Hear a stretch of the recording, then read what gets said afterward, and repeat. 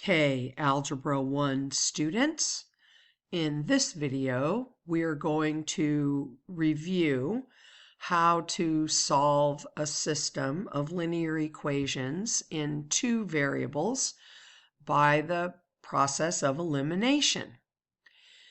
Elimination is the second algebraic way to solve systems of equations. So far, we've learned graphing and substitution, which was the first way, algebraic way to solve a system. So here's the second. So recall that in algebra, you can only solve an equation for one variable at a time. So we have to hide a variable for a moment to be able to solve for the one that is left. In substitution, we did it by isolating a variable and using an expression to substitute into the other equation. So then we only had one variable. In elimination, we manipulate one or both of the equations so that when we add them together, we cancel one variable out. So why does this work?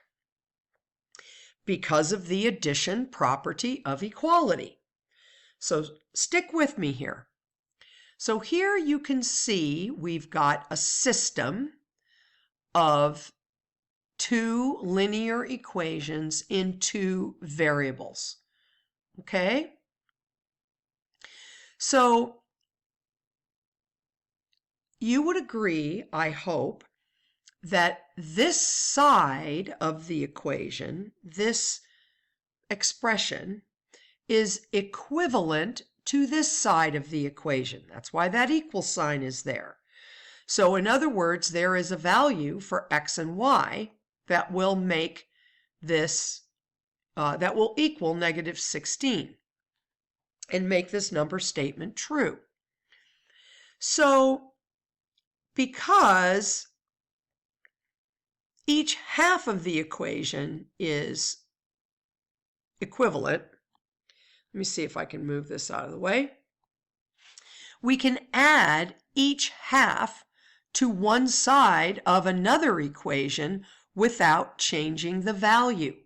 And here I've got it written out in a horizontal way.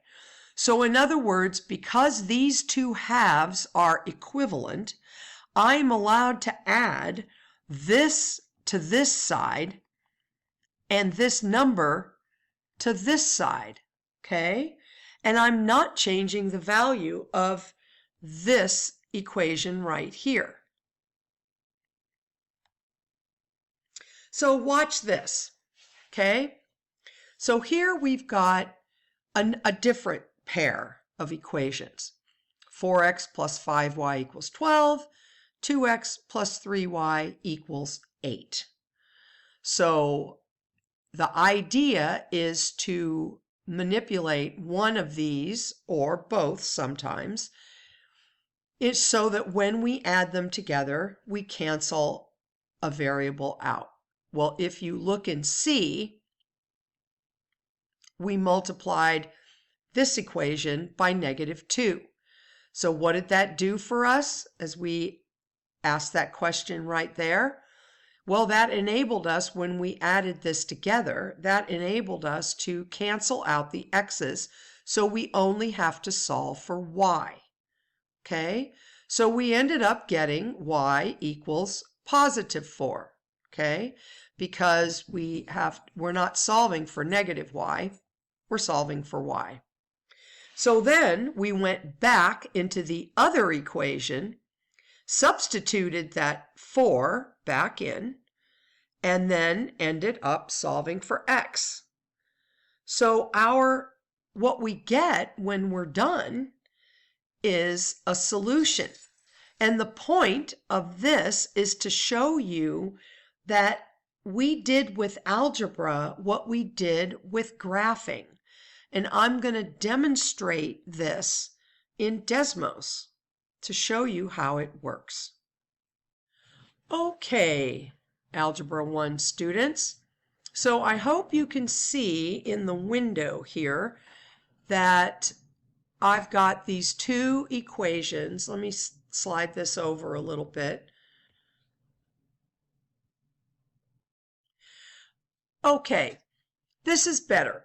I hope you can see that we've got the red line 4x plus 5y equals 12. And then we've also got the blue line 2x plus 3y equals 8. And if I click on the place where they intersect, you can see that it's negative 2, 4, which was the solution we got using algebra and the process of elimination. Okay, so on this slide, here is the actual procedure for solving an equation by elimination, a system. I should have written system up here of equations using elimination. So I invite you to pause this video so you can write this down. Okay? So you rewrite one or both equations by multiplying. Here's a note. Note that we multiply by every single term.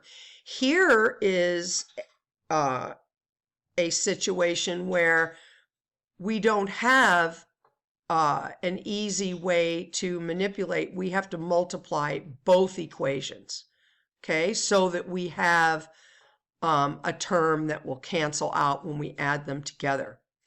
Second step, add the two equations together, eliminating one variable.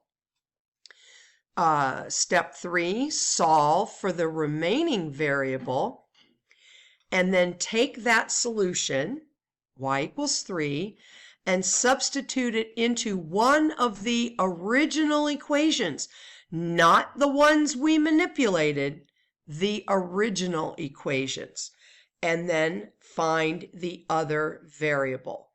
And here's our solution, 1, 3. Lastly, I want to illustrate, and once again, I'm not going to spend a lot of time on this because you can pause this video and you can go over an example of solving a word problem. That's a system of equations word problem. Here's the situation. Carl drives a delivery truck. He drives the same two routes, right? The X route and the Y route. But he doesn't drive the routes the same number of times. So what is the length of each route? Okay, here's a table that you can use to help set up your information. And here's how you can see this is another situation that we had to multiply both equations, not just one, in order to get the x's to cancel, solve for y, and then go back into one of my original equations. Okay, and why did Mrs. Heinzman, why did I choose this equation? Well, because it's got the smaller number to multiply. And I say that mathematicians like to be efficient. We like to do as little work as we can to get our answer. And so we substituted our y value in for y, and we solve for x, and then we have our solution. Thank you so much for listening, and we'll see you in the next video.